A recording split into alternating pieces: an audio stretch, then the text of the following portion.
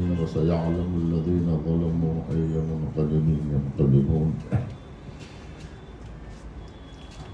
حضرات مومنین، یوم القدس اس وقت تک منایا جاتا رہے گا جب تک آزادی مکمل حاصل نہیں ہوگی، اور جب تک مسلمان اپنی پوری ابوہت اور اپنی پوری شان و شوکت کے ساتھ مسجد الاقصی میں نماز نہیں ادا کریں گے، اور جب تک اسرائیل کا خاتمہ نہیں ہوگا، یہ روز قدس کا سلسلہ جاری رہے گا. یہ تمام شہادتیں قدس کی راہ میں دی جا رہی ہیں، اور اب یقیناً فتح قریب ہے. جس عظیم مجاہد کی شہادت ہوئی ہے،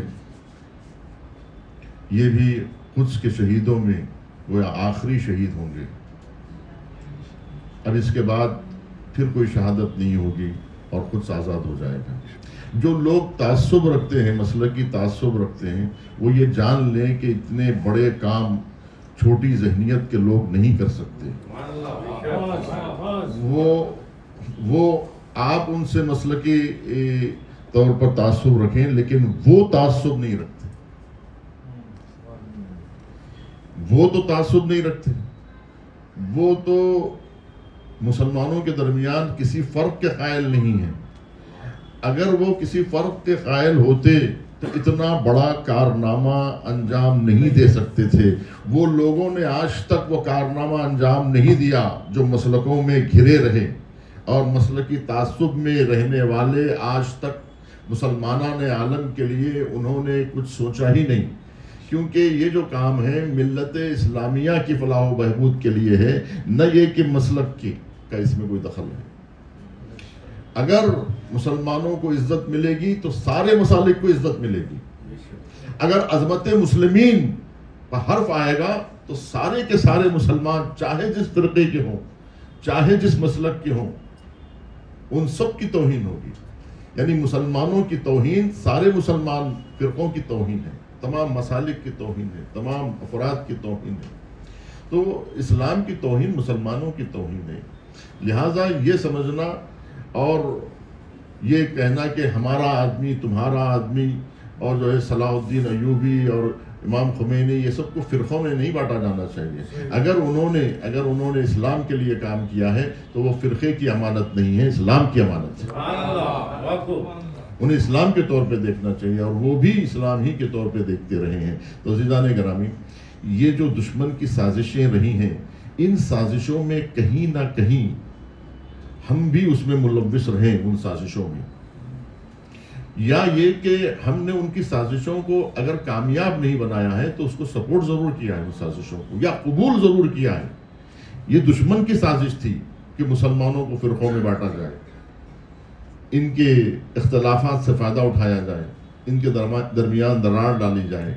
یہ ساری جو دشمنوں کی سازشیں تھیں، اس کے مقابلے میں امام خمینی کی جو حکمت عملی تھی وہ یہی تھی کہ مسلمانوں کو ایک کیا جائے، کیونکہ مسئلہ صرف فرقے کا نہیں ہے، پورے اسلام کا مسئلہ ہے، سارے مسلمانوں کا مسئلہ ہے. تو کس طرح گمراہ کیا ہے اور کس طرح سے دشمنوں نے سازشیں رچی ہیں کہ کسی کو لیڈر بناتے تھے اور پورے عالم عرب میں اسے خود مشہور کرتے تھے.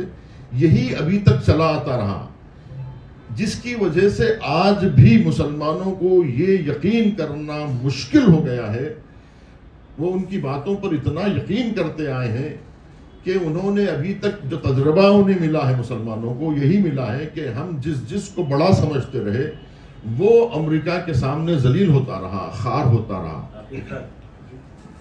جس کی وجہ سے ان کو کسی بھی لیڈر پر سے اعتماد اٹھ گیا. جن کو انہوں نے اپنا کہا اور جس کو شیر عرب مانا، یہ نہیں سمجھے کہ شیر عرب کون بنا رہا ہے، کس کے واسطے سے کون شیر عرب بن رہا ہے، کس نے شیر عرب بنایا آپ کو، کس سے رشتہ کا جڑا رہا. کیا یہ مسلمان کیوں نہیں سوچتا رہا؟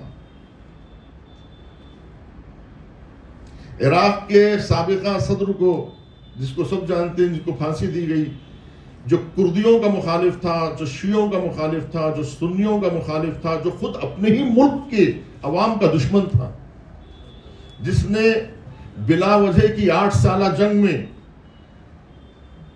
ایران کے مقابلے میں خود اپنی قوم کے شیعہ افراد کو کٹوا دیا، لاکھوں شیعہ قتل کر دیے گئے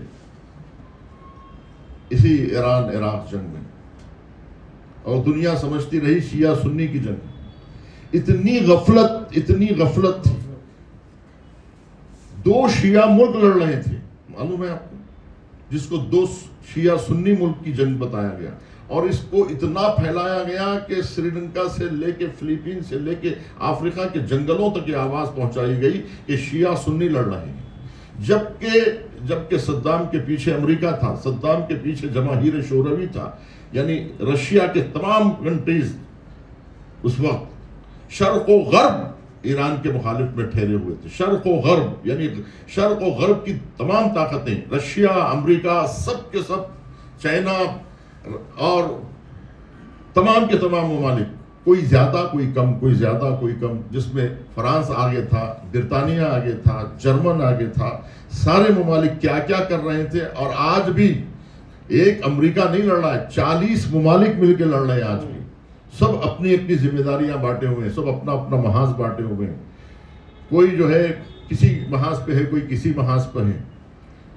سب کام کر رہے ہیں۔ پروپیگنڈا بھی ایک مشنری ہے، اور اس کے علاوہ جو میدان جنگ میں جو لوگ مختلف طرح سے مدد کر رہے ہیں،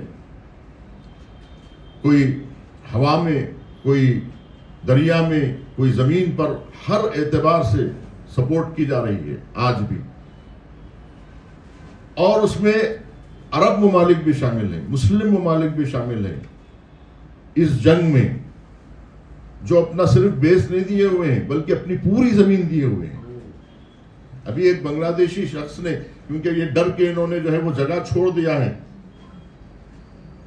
چاہے وہ دبئی ہو چاہے سعودی ہو، وہاں جگہ چھوڑ دیا، لیکن صحرا میں ٹھہر کے وہاں سے جو ہے ایرانی میزائلوں کو روک رہے ہیں۔